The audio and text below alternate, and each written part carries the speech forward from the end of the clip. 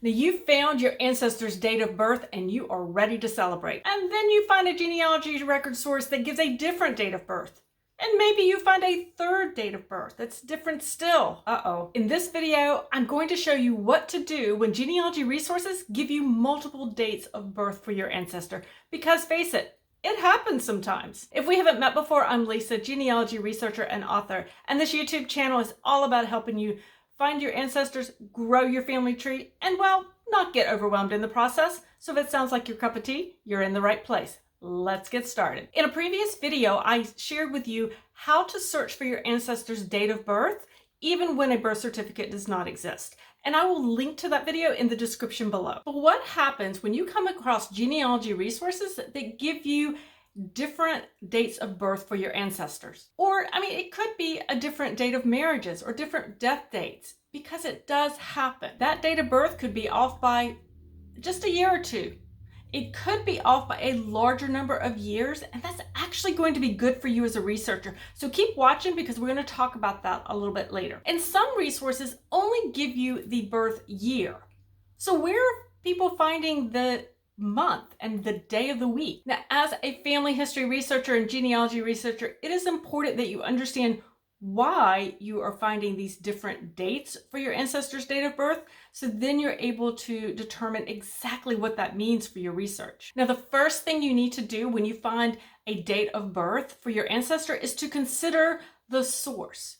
Who is providing the information for that ancestor's date of birth? Did that person creating the document or giving the information, did they have personal knowledge that would be accurate? For example, if the source stating that Sally Smith was born in 1867 is the census record, and the source saying that Sally was born in 1865 is the family Bible, well, that family Bible is the more accurate source for her date of birth. A family member would have recorded that event of her birth in 1865 close to the time of her birth. A census taker is more likely to be actually making a mistake when writing down a date of birth for an ancestor. A census taker could be tired, they could have misheard the information, or they may actually be getting the information from the next door neighbor. There is definitely a higher chance of a mistake happening from a census taker who may not know the family as well. Often genealogy researchers find dates of birth within ancestors' death records. Usually just a birth year is provided,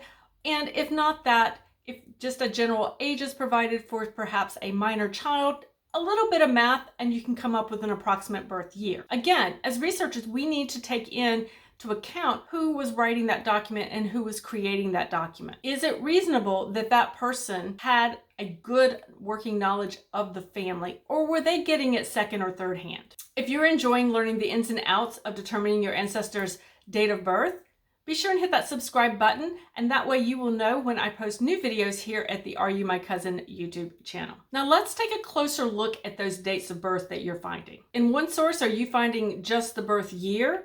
And yet in other sources, you're finding the birth year, the month, and even perhaps the day of the month. When I am researching an ancestor's date of birth, when I come across a full birth date, I take notice, and you should too. That full date of birth may be found in another genealogy researcher's family tree online, or it could be in a published family history. I don't take it as a fact without really investigating where that date came from. When a full birth date is given, I have to wonder, where did they find it? Likely it was written down somewhere. It could be in a family tree online. It could be in a published family history, but it's up to me as a researcher to dig and find the original source for that information. Now, hopefully, the person who provided that or where I find that date is actually cited, that I have the source cited and I can go to it quickly. But oftentimes we find that the source of information is actually uncited.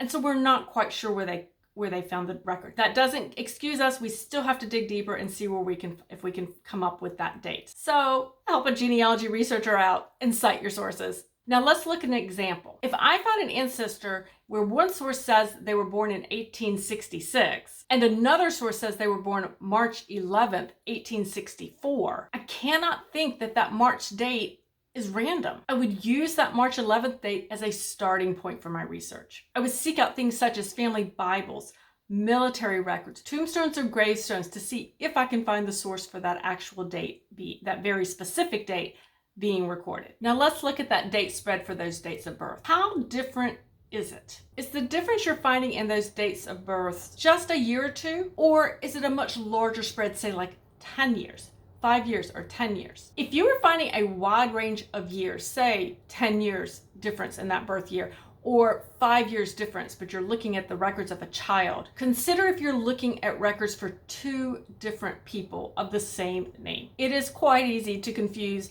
two individuals with birthdays that are close together and who have the same name. And we know it does happen. Creating a timeline is particularly helpful in these cases when you're trying to determine, are you looking at birth dates for one individual, or are you looking at perhaps records that come from two separate individuals? I use timelines routinely for this type of issue. I invite you to learn more about your ancestor's date of birth and how not to miss any of the clues in your ancestor's birth certificate. In this video on your screen, what you could be missing on your ancestor's birth certificate.